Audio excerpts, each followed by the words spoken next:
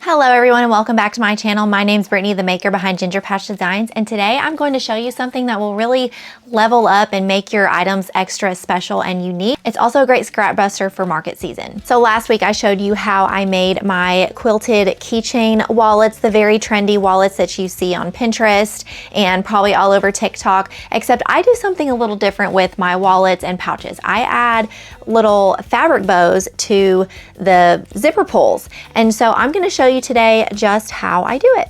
So here we have just some scrap pieces from the fabric that I actually do need 3 jumbo bows for my jumbo boxy bags today. And then this was the original bow template that I cut out from the internet. I printed it on cardstock and you can see like I taped it together, and I ended up using it so much and tracing around it so much the edges were messing up, and so I finally did just get a piece of cardboard. I think this was a flat cardboard mailer and I cut a sturdier one. So there's a few ways that I like to do these. If I just need a few, then I get some scraps that I feel like are going to be wide enough.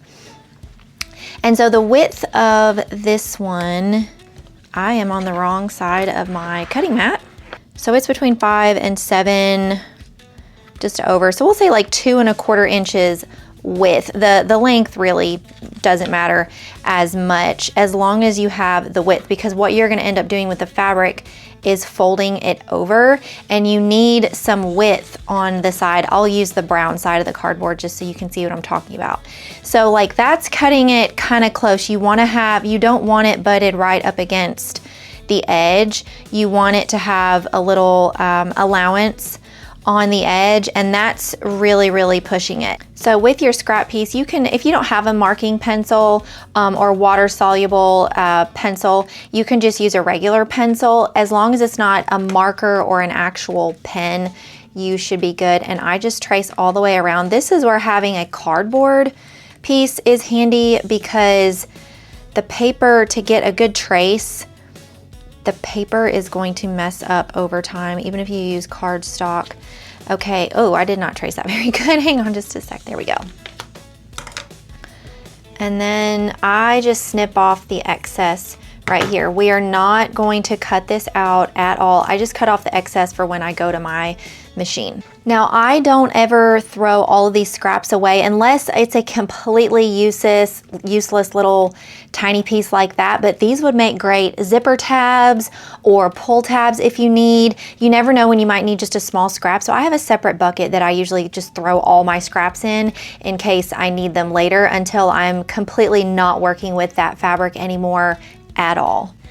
So when I come to my machine, I'm going to start at, it doesn't matter which side you start on really. This is our folded over side. You're gonna start on the edge of one of the bow loops, and you're gonna sew all the way around, and then you're gonna stop at the other edge of the bow loop. So basically you're gonna leave a gap right here so that we can turn that right side out.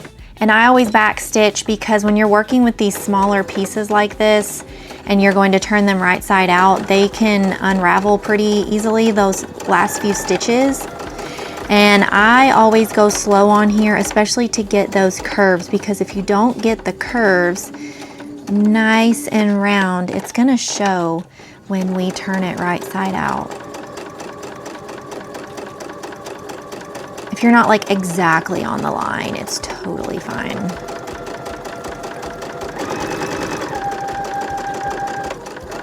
I'm just going in real time just so you can see like just how slow I'm actually going to do this. Sometimes I pick up my presser foot to shift.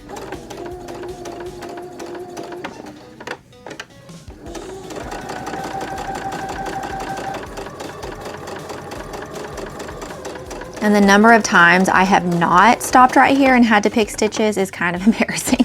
So we're gonna back stitch just once and then cut it off. Okay, now it looks a little messy. So we're gonna trim off this excess, and we're gonna leave some I'd say about 1/4 inch allowance around the outside. You can just trim with regular scissors, or if you happen to have pinking shears, you can use these as well. I don't always use the pinking shears when I'm making these in bulk, just because it's not as smooth of a cut, and my hands just can't really take doing 50 of these at a time, you know. On the next one, I will show you what I do to get the crisp edges turned out correctly when I cut the other one with regular scissors.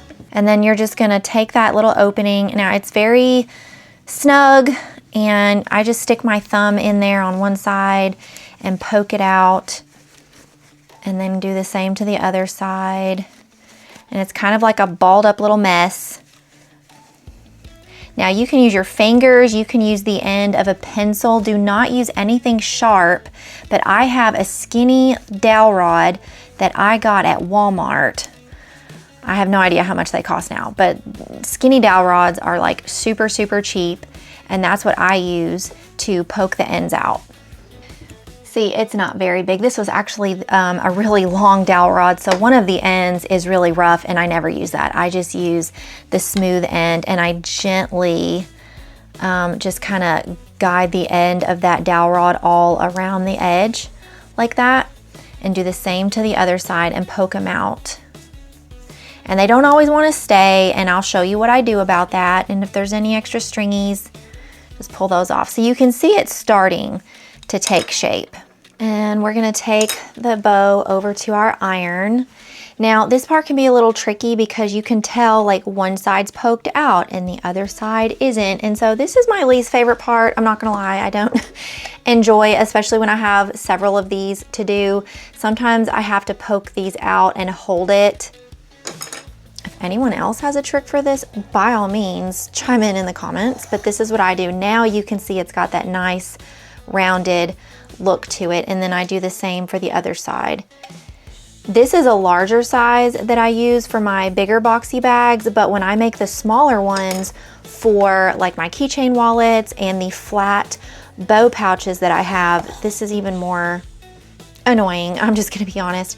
And that opening is kind of already shut naturally, but we're just gonna iron that down as well and take it back to the machine. Now we're just going to sew this opening shut. You can, I guess if you wanted to, just top stitch all the way around. My preference is not to do that. I like the floppiness of the bow without a top stitch, and so I'm just gonna stitch this shut. And I've showed this in previous videos, but in order to avoid having the bird's nest on the underside of our fabric where the bobbin thread is, I'm just going to manually pull that bobbin thread up and out just a little bit. That way we won't have a little bird's nest.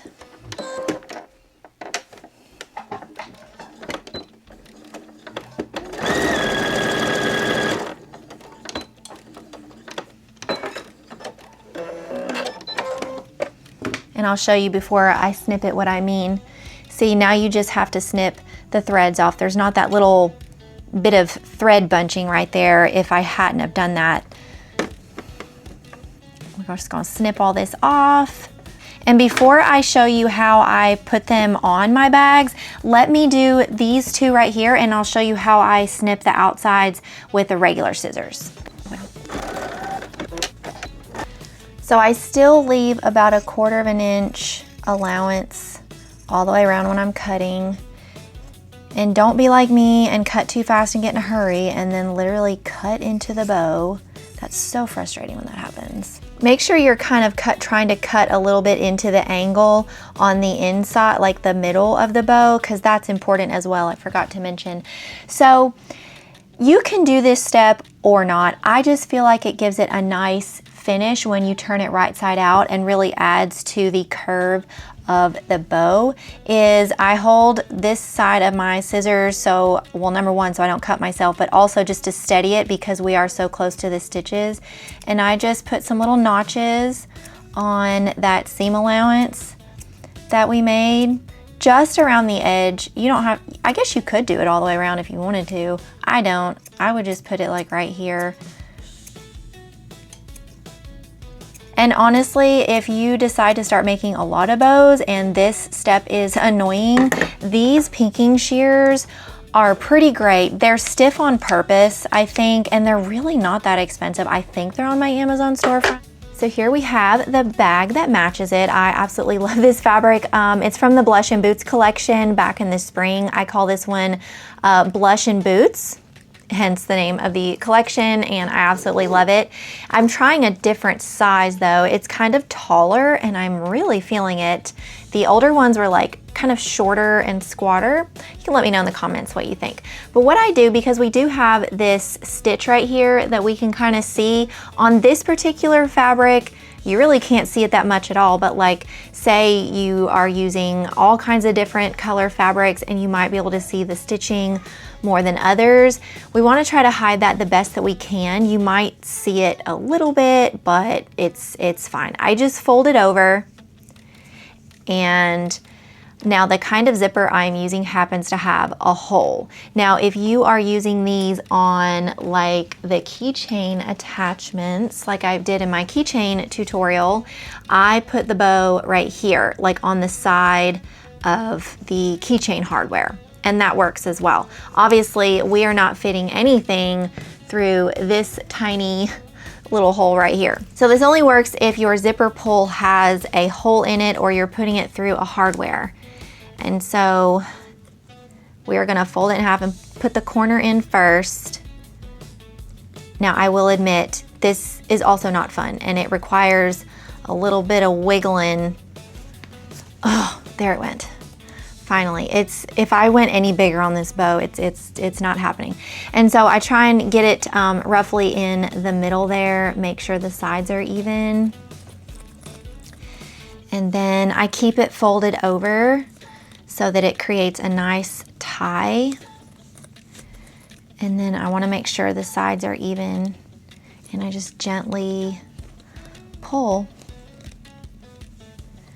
Now sometimes it's happened where like the very end of where I did my little stitching is right there, and I don't like that showing, especially if it's a lighter colored fabric. So I'll just kind of do some adjusting to make it work. And that's it, my friends. Beautiful bow zipper pull.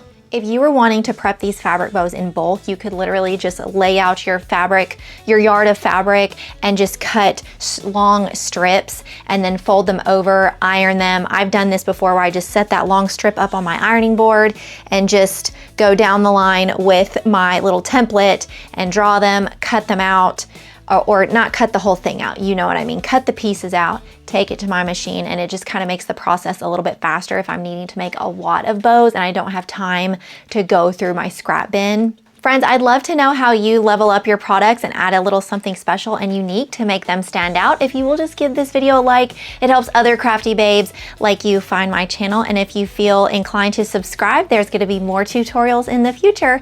Thanks, friends. Bye.